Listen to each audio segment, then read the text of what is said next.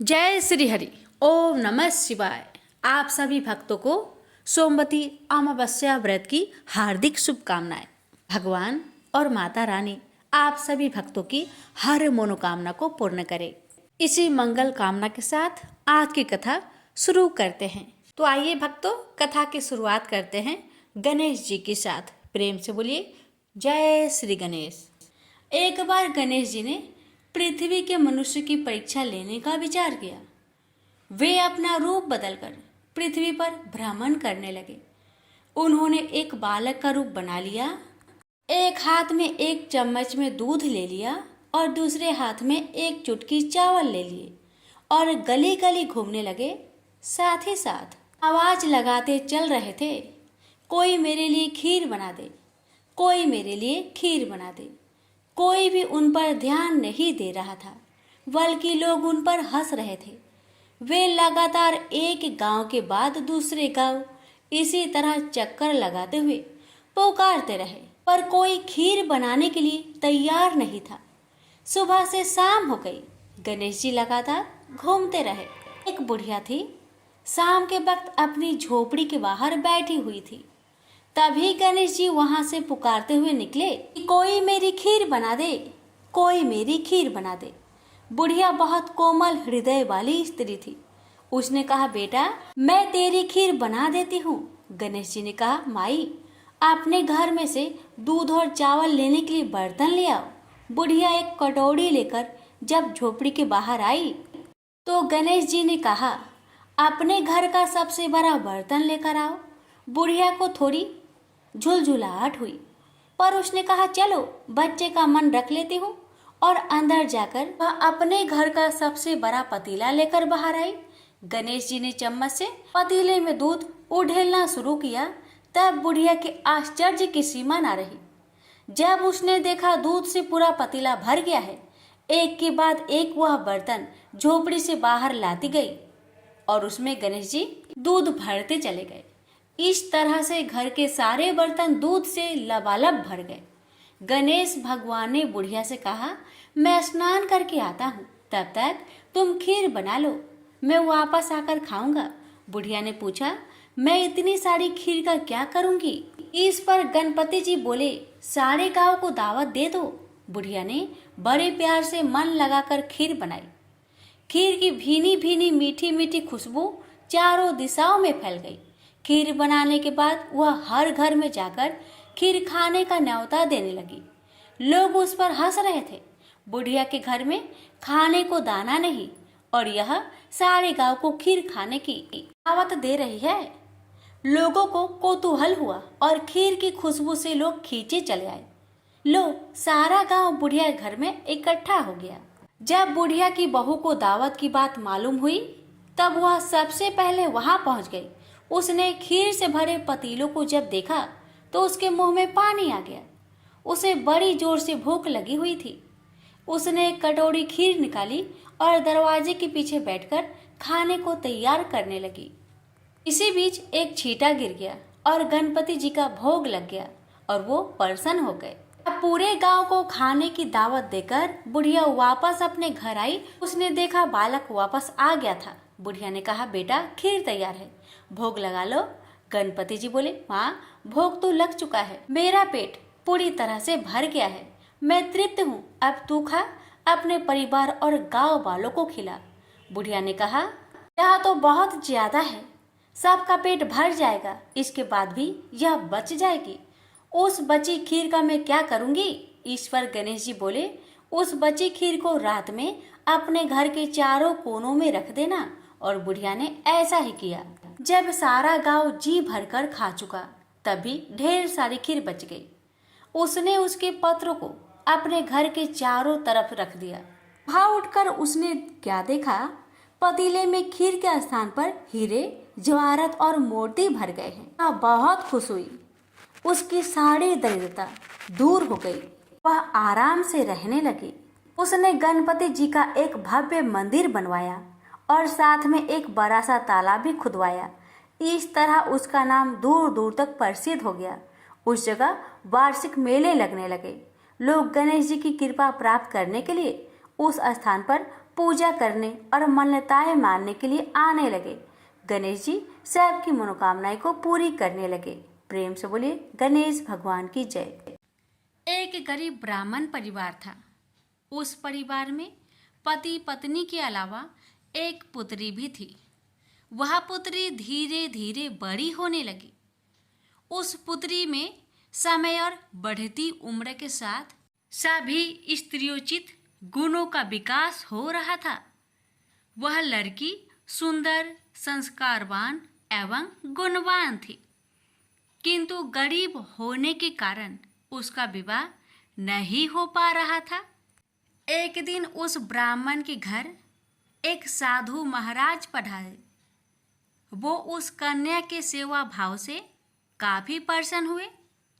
कन्या को लंबी आयु का आशीर्वाद देते हुए साधु ने कहा कि इस कन्या के हथेली में विवाह योग रेखा नहीं है। तब ब्राह्मण दंपति ने साधु से उपाय पूछा कि कन्या ऐसा क्या करे कि उसके हाथ में विवाह योग बन जाए। साधु ने कुछ देर विचार करने के बाद अपनी अंतर्दृष्टि से ध्यान करके बताया कि कुछ दूरी पर एक गांव में सोना नाम की धोबिन जाति की एक महिला अपने बेटे और बहू के साथ रहती है, जो बहुत ही आचार विचार और संस्कार संपन्न तथा पतिपरायण है। यदि यह कन्या उसकी सेवा करे और वह महिला इसकी शादी में अपने मांग का सिंदूर लगा दे, उसके बाद इस कन्या का विवाह हो तो इस कन्या का वैधव योग मिट सकता है। साधु ने ये भी बताया कि वह महिला कहीं आती जाती नहीं है। यह बात सुनकर ब्राह्मणी ने अपने बेटी से धोबिन की सेवा करने की बात कही। अगले दिन कन्या प्रातः काल ही उठकर सोना धोबिन के घर जाकर साफ सफाई और अन्य सारे काम करके अपने घर वापस आ जाती। एक दिन सोना धोबिन अपनी बहू से पूछती है कि तुम तो सुबह ही उठकर सारे काम कर लेती हो और पता भी नहीं चलता। बहू ने कहा, माँ जी, मैंने तो सोचा कि आप ही सुबह उठकर सारे काम खुद ही खत्म कर लेती हैं। मैं तो देर से उठती हूँ।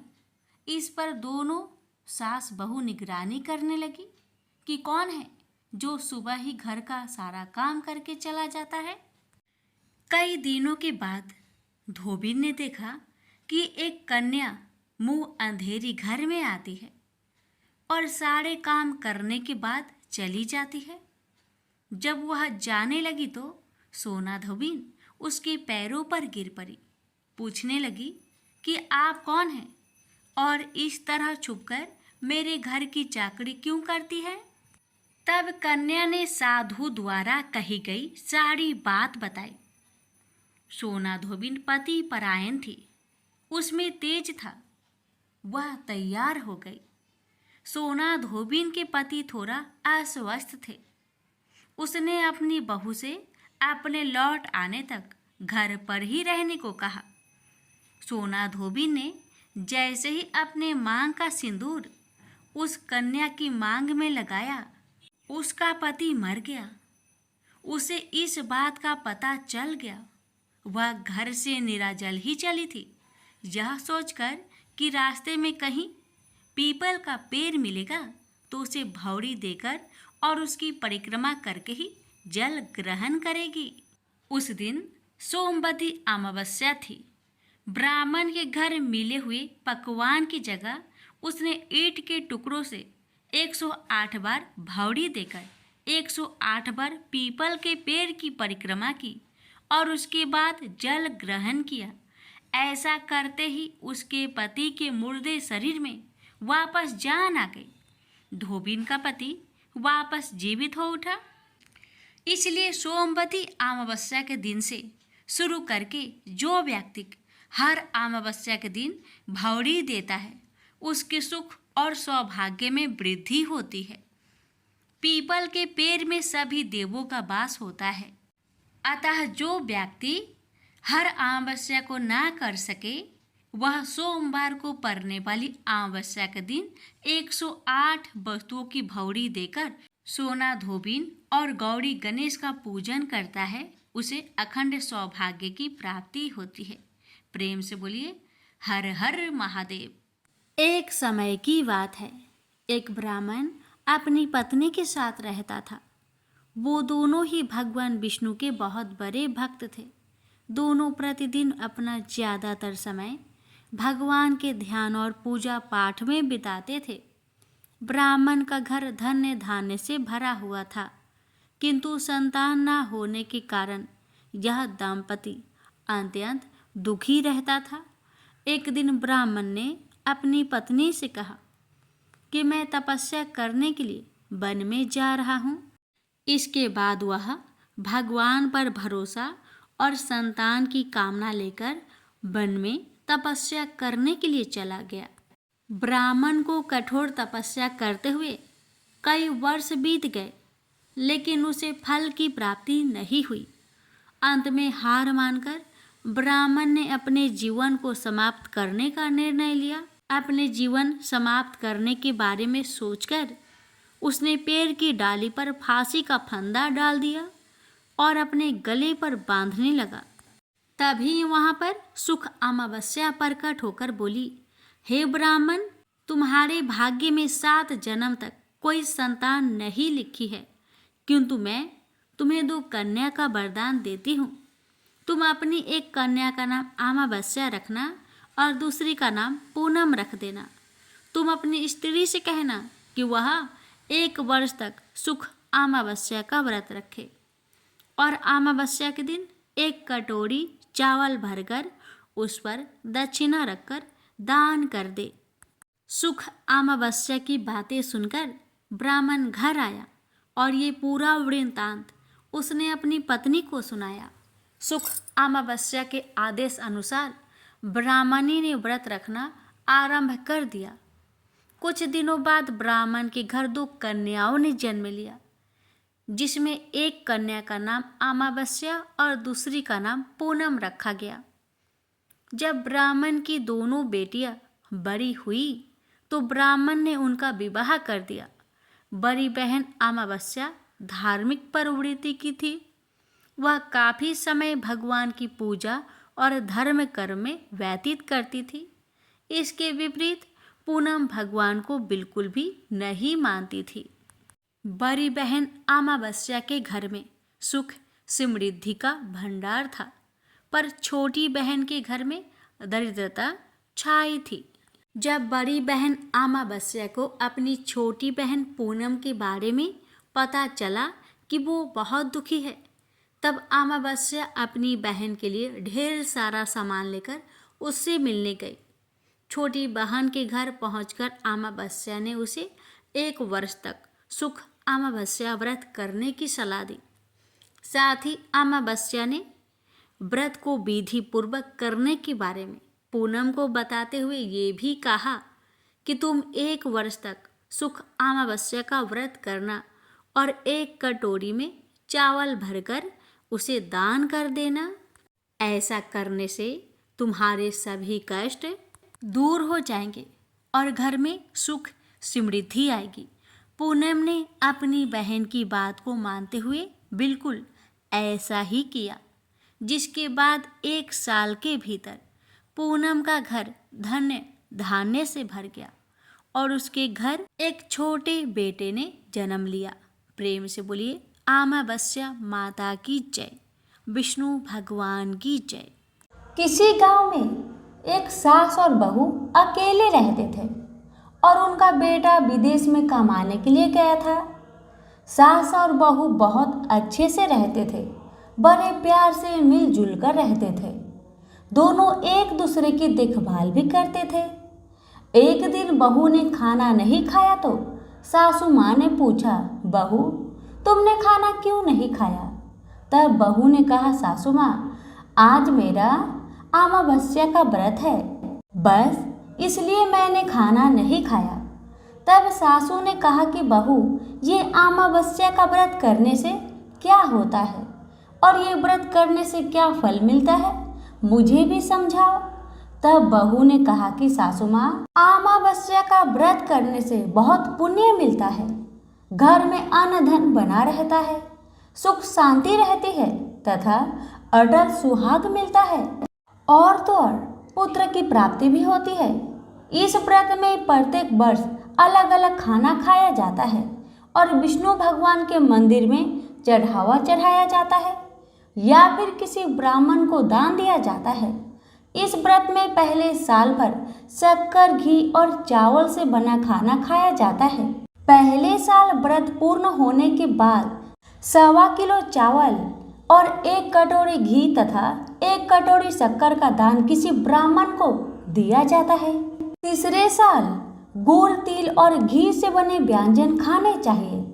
जब तीसरे साल व्रत पूर्ण हो जाए तो आधा किलो तिल, गुड़ तथा 1 कटोरी घी किसी मंदिर में चढ़ाया जाता है या फिर किसी ब्राह्मण को दान दिया जाता है। इसे ही अमावस्या व्रत कहा जाता है। फिर बहू ने कहा कि इस व्रत का अगर संकल्प लेते हैं तो इसे पूरा करना जरूरी होता है या नहीं। अगर पूरा नहीं कर सकते हैं तो सास बहू में झगड़ा और घर में अशांति आती है। बहू ने बताया। तब सासू ने कहा कि मेरी तो उम्र हो गई है, लेकिन तुम यह व्रत करो। और बहू यह व्रत का आरंभ करती है। लेकिन एक दिन बहू ने किसी के कहने पर गेहूं से बनी रोटी खा ली और अमावस्या माता इस बात से नाराज हो गई। जो सास और बहू बहुत ही प्यार से रहती थी, इन दोनों के बीच झगड़े होने लगे। सभी गांव वाले भी हैरान हो गए कि यह सब क्या हो रहा है।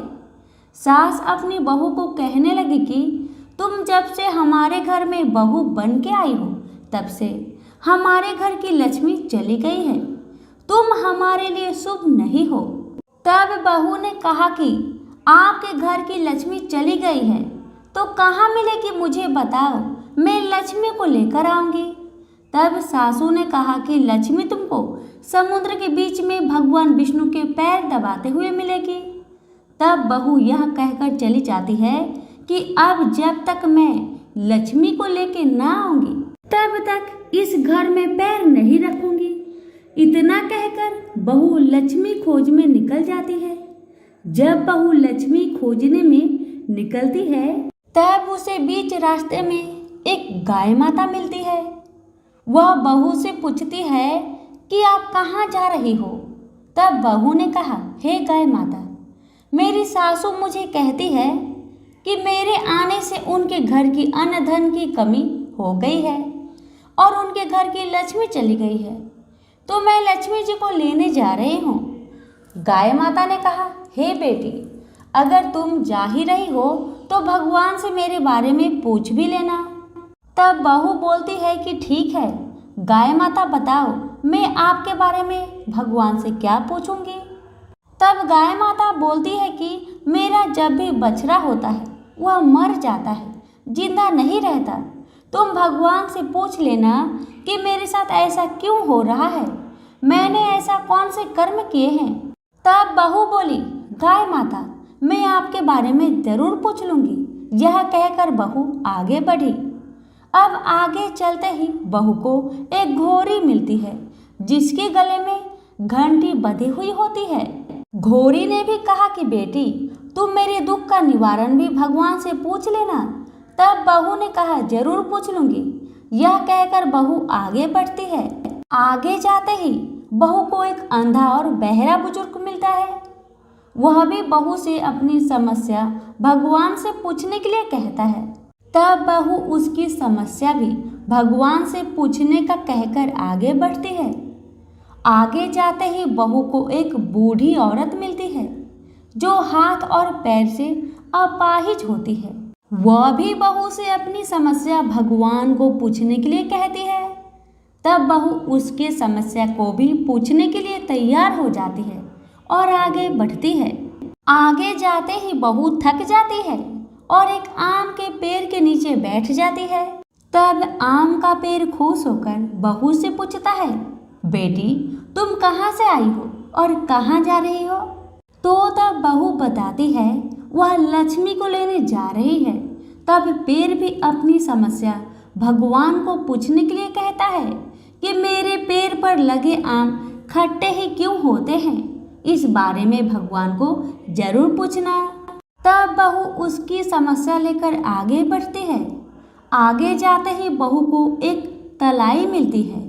वह भी बहू को बताती है कि तुम भगवान से पूछना कि मेरी तलाई का पानी इतना मैल क्यों है, कोई भी इसे नहीं पीता है। तब बहू कहती है जरूर पूछ लूंगी और कहकर आगे बढ़ती है। बहुत दिनों जंगल में चलते चलते बहू थक जाती है। उसे भूख भी लगी होती है, लेकिन खाने को नहीं मिलने से वह थक जाती है और जंगल में बेहोश हो जाती है। और भगवान का चमत्कार देखिए, उसी समय भगवान विष्णु और माता लक्ष्मी वह विचरण करते हुए आते हैं। तब माता लक्ष्मी विष्णु जी से कहती है, हे नाथ, यह आपकी बहुत बड़ी भक्त है, आप इसके दुखों का निवारण करें। तब भगवान विष्णु कहते हैं कि इस संसार में बहुत जीव दुखी है, सभी अपने अपने कर्मों का फल भोग रहे हैं, किस किस के दुख का निवारण मैं करूं। तब माता लक्ष्मी ने विष्णु से विनती की और कहा कि वह भूखी प्यासी है और इसे यहाँ अगर ऐसे ही छोड़ दिया जाए तो जंगली जानवर उसे अपना शिकार बना लेंगे। माता लक्ष्मी की बात सुनकर भगवान विष्णु एक साधु का वेश धारण करते हैं और बहू के पास जाते हैं और उसे होश में लाते हैं। बहू के होश में आते ही साधु भेष में भगवान उससे पूछते हैं कि वह यहाँ क्यों आई है और कहाँ जा रही है। तब बहू पूरी बात बताती है। उसकी बात सुनकर भगवान विष्णु और माता लक्ष्मी प्रकट होते हैं। उनके साथ अमावस्या माता भी प्रकट होती है। बहू उनके चरणों में गिरकर वंदना करती है। अमावस्या माता बहू को कहती है कि बेटी, तूने मेरे व्रत को खंडित किया है, इसी की सजा मिली है, लेकिन तुम्हें अब मैं माफ करती हूँ और तुम घर जाओ। तुम्हारा घर अन्न धन से संपन्न होगा, तुम्हारा घर सुंदर महल में बदल जाएगा और तुम्हारी सभी मनोकामना पूर्ण होगी। यह सब होने के पश्चात बहू रास्ते में जो भी मिला उन सभी के दुखों का निवारण करने के लिए विनती करती है। तब भगवान विष्णु बोलते हैं कि गाय ने कभी अपना दूध किसी को नहीं पिलाया, उस वजह से उसके बछड़े जिंदे नहीं रहते हैं। तुम उसका दूध पी लेना, जिससे उसके बछड़े जिंदा रहने लगेंगे। और घोड़ी पिछले जन्म में आटा पीसने वाली महिला थी। वह किसी को आटा पीस के नहीं देती थी, इसलिए उसके गले में चक्की के पाट बंधे हुए हैं। तुम उसके पाट खोल देना, वह बिल्कुल ठीक हो जाएगी। बुजुर्ग कभी भगवान के मंदिर नहीं गया और ना ही उसने कभी भगवान के भजन सुने। तुम उसको मंदिर ले जाना और दर्शन करवा देना, वह भी ठीक हो जाएगा। बुजुर्ग महिला जो थी, उसने कभी भी अपने जवानी में दान पुण्य नहीं किया, इसलिए उसे यह सजा मिली है। तुम उसे दान करवा देना तो उसकी विकलांगना दूर हो जाएगी। उस आम के पेड़ ने कभी किसी बच्चे को अपने आम खाने को नहीं दिए, इसलिए उसके सभी फल खट्टे होते हैं। तुम उस पेड़ का आम खा लेना, फिर उस पेड़ पर मीठे आम आ जाएंगे। तलाई का पानी पिछले जन्म में देवरानी जेठानी थी, वह हमेशा झगड़ती रहती थी, इसलिए उसका पानी मैला है। तुम उसका पानी पी लेना, वह तलाई शुद्ध हो जाएगी। बहू ने भगवान विष्णु, माता लक्ष्मी और अमावस्या माता को नमन करके घर जाने के लिए निकलती है और रास्ते में उसे जो भी मिला उनके सभी समस्या भगवान के कहे अनुसार दूर करती गई। सभी उसे आशीर्वाद देते हैं। घर जाते ही उसका घर एक सुंदर महल में परिवर्तन हो जाता है तथा घर में अन्न धन भरा मिलता है। अब बहू सासू से कहती है कि सासू माँ, आपने सच कहा था, मैं आपके लिए शुभ नहीं हूँ। मेरे जाने से ही आपके घर में लक्ष्मी आई है। अब आप यहाँ रहे, मैं मरने जा रही हूँ। तब सासू ने कहा कि हे बेटी, यह सब तुम्हारे अमावस्या व्रत का फल हमें मिला है। तुम यहाँ पर ही रहोगी, कहीं नहीं जाओगी और सास बहू खुशी खुशी रहने लगे। एक दिन उसका बेटा भी विदेश से लौट आया और घर में यह सब देखा। तब उसकी माँ ने सब बात उसे बताई। इस तरह वह लोग खुशी खुशी अपना जीवन व्यतीत करने लगे। तो सभी प्रेम से बोलिए लक्ष्मी नारायण की जय, अमावस्या माता की जय। अजामिल एक सदाचारी ब्राह्मण था। वह कन्याकुब्ज प्रदेश में रहता था। प्रारंभिक जीवन वह बहुत ही सदाचारी तथा मनोनित्य कर्म करने वाला था। दुर्योग से एक बार वह किसी दासी के प्रेम में पड़ गया और उसे अपनी पत्नी बनाकर रहने लगा। उसकी कुसंगति के कारण उसके विचार दूषित हो गए और दुष्कर्मों से वह अपनी जीविका चलाने लगा। वह लूटपाट तथा हत्या जैसे बुरे कार्य में हमेशा लगा रहता था। दासी से इसके 10 पुत्र थे। उनमें से सबसे छोटे पुत्र से उसे बड़ा मोह था। उसका नाम उसने नारायण रखा था। अक्सर वह उसे हमेशा नारायण नारायण कहकर पुकारता था। उसके अन्य बेटे उसकी कोई परवाह नहीं करते थे तथा वे भी उसी की तरह दुष्ट कर्मों में लगे रहते थे। पत्नी भी नीच संस्कारों की थी, अतः वह भी कभी आजामिल को मना नहीं करती थी कि बुरे और निंदित कर्म मत करो। अच्छे और भले कर्मों से जो उपार्जित करोगे उसी में रूखा सूखा खाकर जैसा भी होगा हम अपना तथा अपने परिवार का भरण पोषण कर लेंगे। पत्नी तथा अन्य संतानों की तरफ से निंदित कर्मों का बढ़ावा देने के कारण आजामिल और भी बुरे कर्मों में लगा रहा। चोरी, झूठ, लूटपाट तथा हत्या जैसे जघन्य कर्मों के साथ वह मद्यपान भी अधिक करने लगा, जिससे उसका स्वास्थ्य भी खराब हो गया। एक बार वह बहुत बीमार पड़ा। उसकी सेवा के लिए कोई भी न आता था। अब उसे पता लगा कि जिनके भरण पोषण के लिए वह निंदित कर्म करता रहा, वही लोग अब उसे पूछते तक नहीं। बीमारी के कारण वह अशक्त होकर खाट पर ही पड़ा रहता था।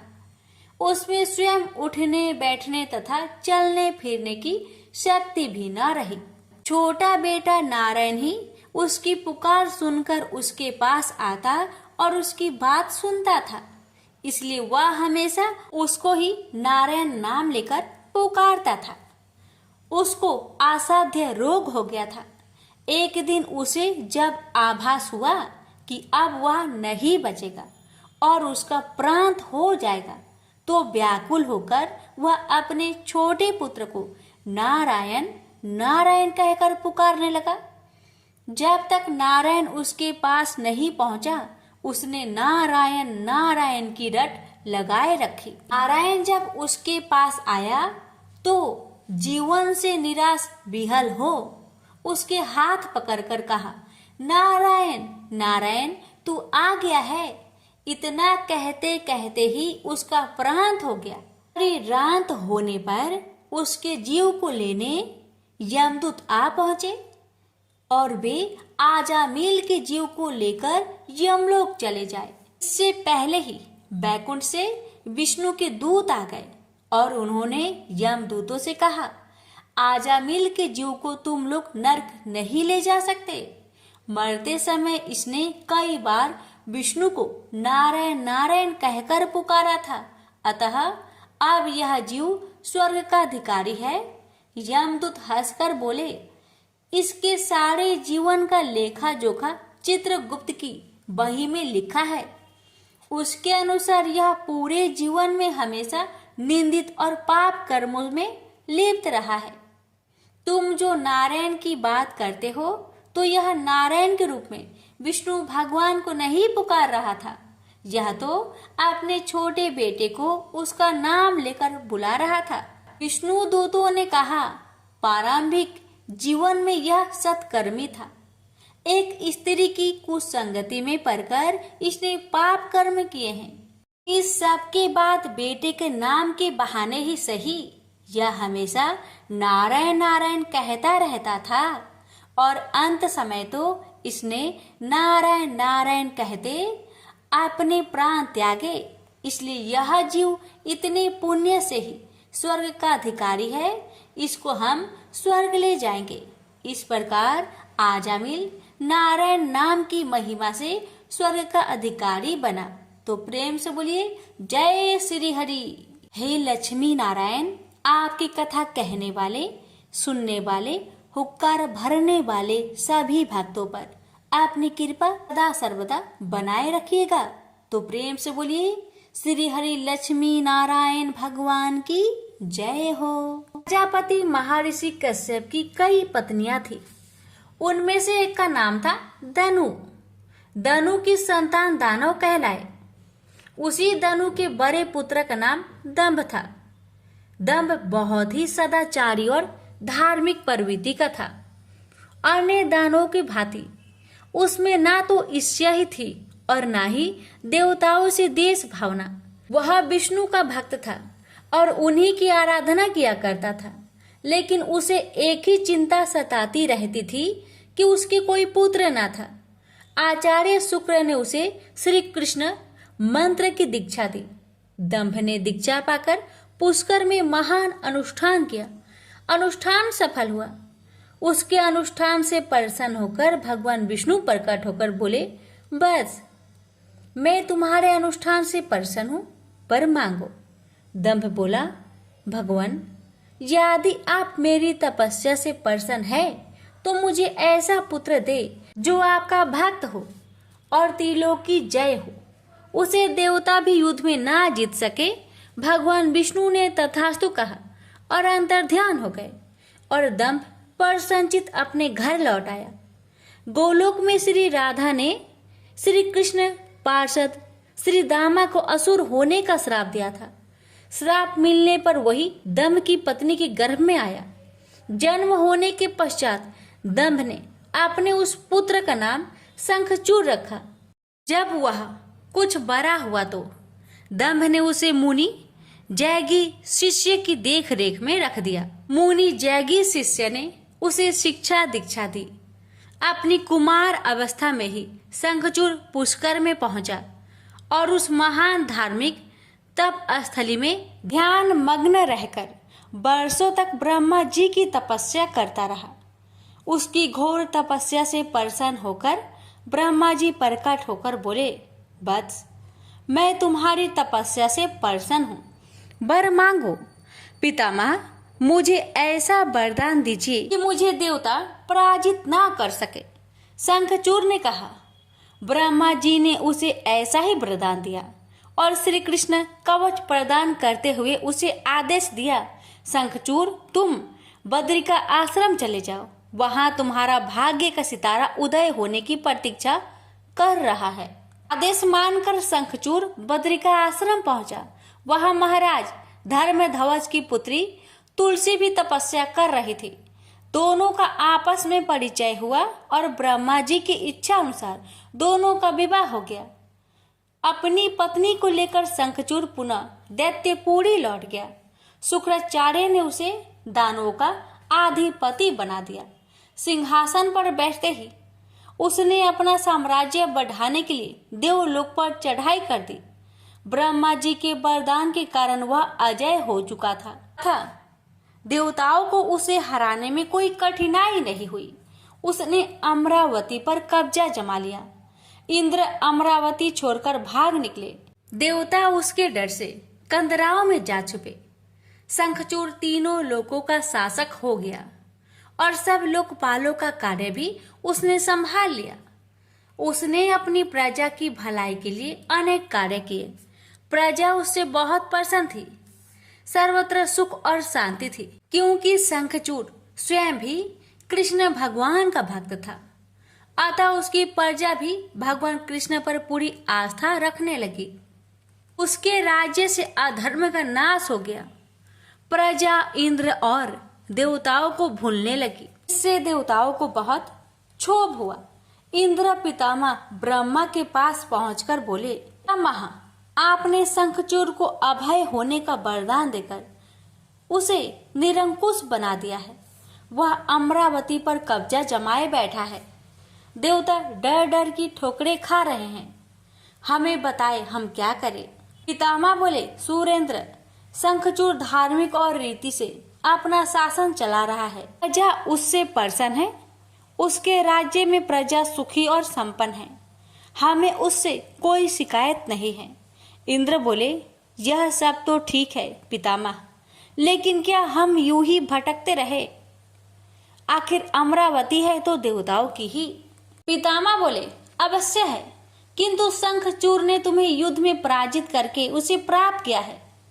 उसने तुम्हारी प्रजा को भी कोई कष्ट नहीं पहुंचाया है। सिर्फ सिंहासनों का ही फेर बदल हुआ है ना। इंद्र बोला, लेकिन पितामह, हम आपकी संतानें हैं। क्या आप चाहेंगे कि आपकी संतानें यूं ही दर बदर भटकती रहे? कुछ उपाय कीजिए पितामह। पितामह बोले, मैं इसमें कुछ नहीं कर सकता देवेंद्र। जब तक शंखचूड़ के भाग्य में अमरावती का ऐश्वर्य भोगना है, वह भोगेगा ही। तुम भगवान विष्णु के पास चले जाओ, वे अवश्य ही कोई उपाय तुम्हें सुझा देंगे। वहां से निराश होकर इंद्र विष्णु भगवान के पास पहुंचे और उनकी स्तुति करने लगे और बोले, भगवान, देवता इस समय भारी संकट में हैं।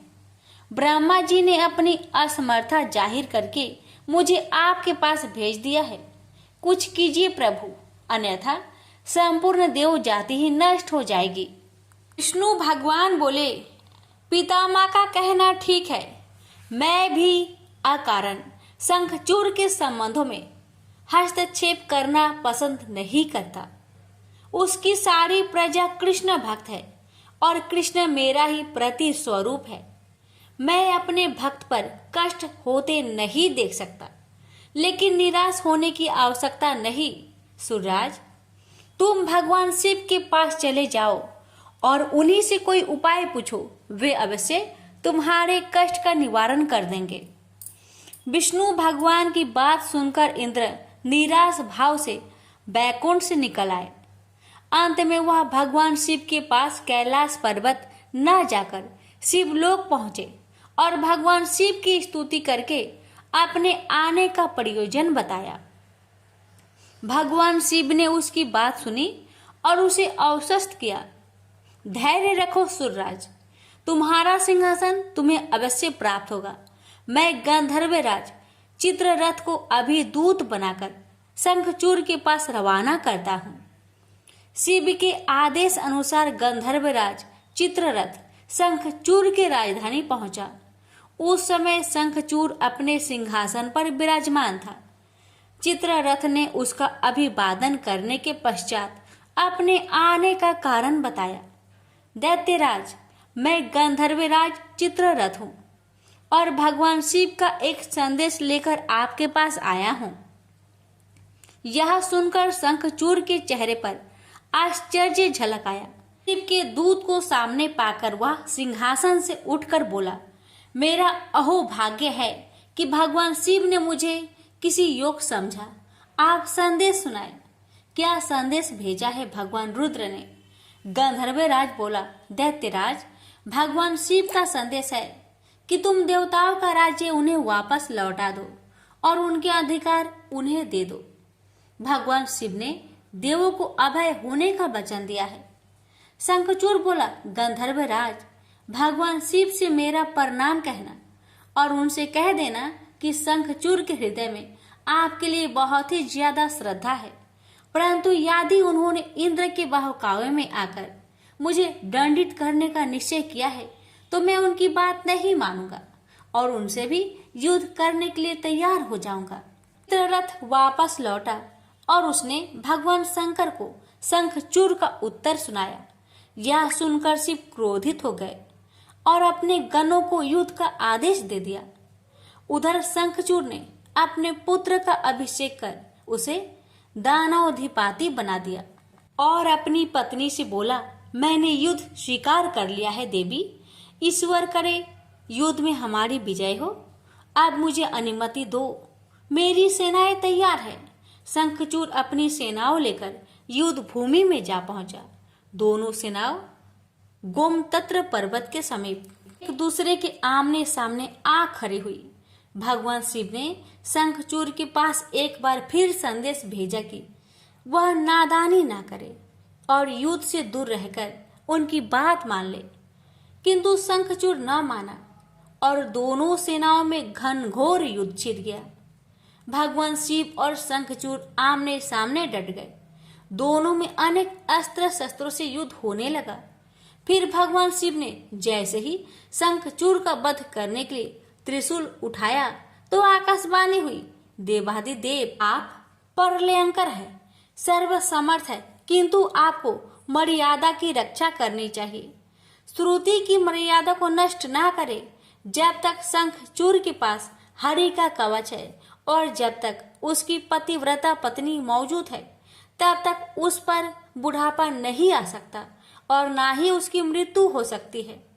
आकाशवाणी के खत्म होते ही शिव का त्रिशूल अपने आप रुक गया।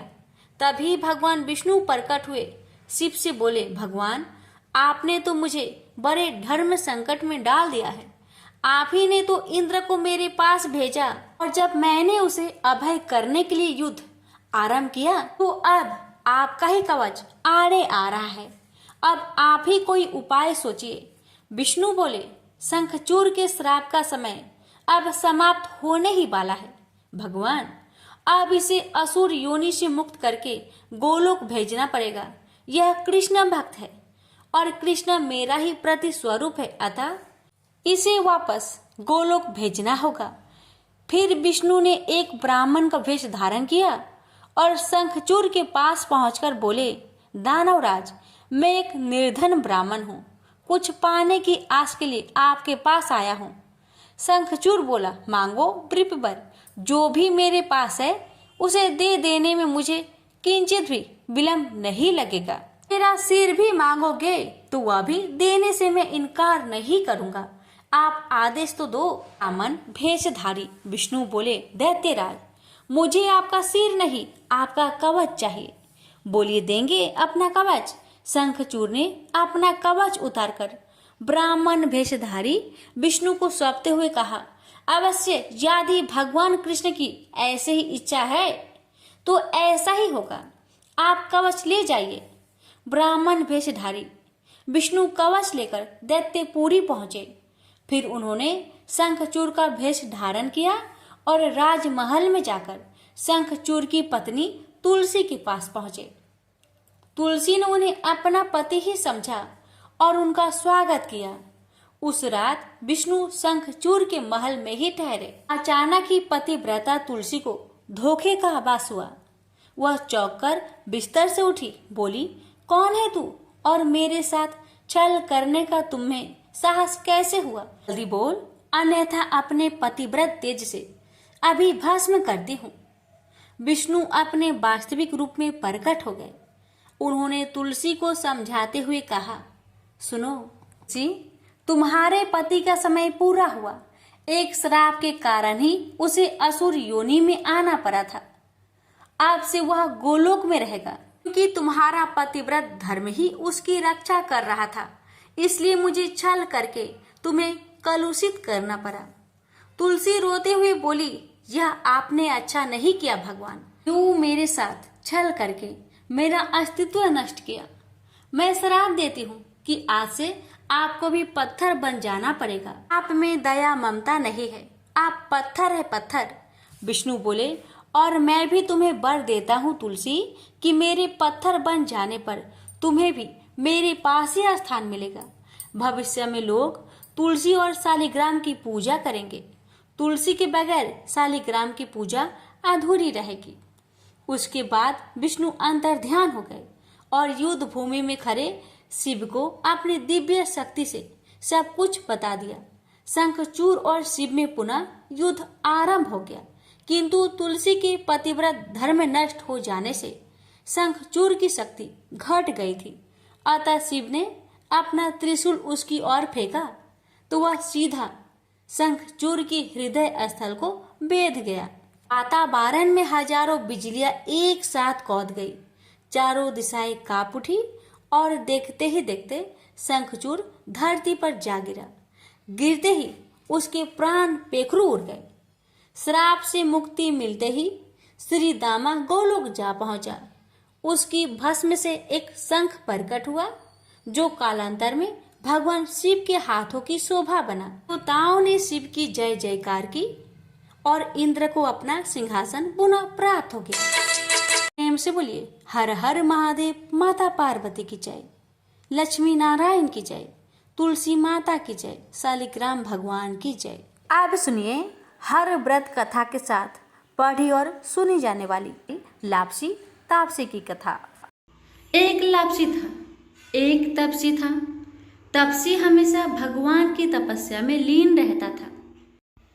लापसी रोजाना सवा सेर की लापसी बनाकर भगवान का भोग लगाकर जीम लेता था। एक दिन दोनों लड़ने लगे। लापसी बोला, मैं रोज भगवान की तपस्या करता हूँ इसलिए मैं बड़ा हूँ। लापसी बोला कि मैं रोज भगवान को सवा सेर लापसी का भोग लगाता हूँ इसलिए मैं बड़ा हूँ। नारद जी वहां से गुजर रहे थे। दोनों को लड़ता देखकर उनसे पूछा कि क्यों तुम लड़ रहे हो। लापसी ने खुद को बड़ा होने का कारण बताया और तपसी ने अपना कारण बताया। नारद जी बोले, तुम्हारा फैसला मैं कर दूंगा। दूसरे दिन लापसी और तपसी नहाकर अपनी रोज की भक्ति करने आए तो नारद जी ने छुपकर 1.25 करोड़ की एक एक अंगूठी उन दोनों के आगे रख दी। तपसी की नजर जब अंगूठी पर पड़ी तो उसने चुपचाप अंगूठी उठाकर अपने नीचे दबा ली। लापसी की नजर अंगूठी पर पड़ी लेकिन उसने ध्यान नहीं दिया।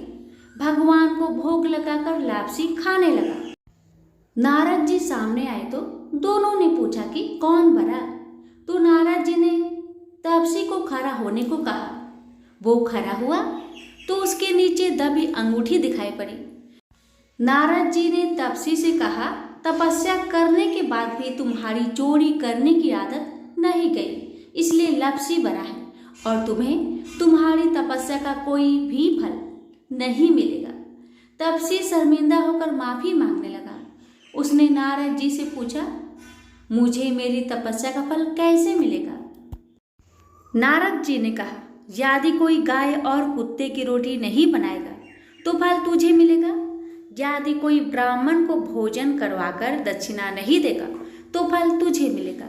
यदि कोई साड़ी के साथ ब्लाउज नहीं देगा तो फल तुझे मिलेगा। यदि कोई दिए से दिया जलाएगा तो फल तुझे मिलेगा। यदि कोई सारी कहानी सुने लेकिन तुम्हारी कहानी नहीं सुने तो फल तुझे मिलेगा। उसी दिन से हर व्रत कथा कहानी के साथ लापसी तापसी की कहानी भी सुनी और कही जाती है। प्रेम से बोलिए लक्ष्मी नारायण की जय।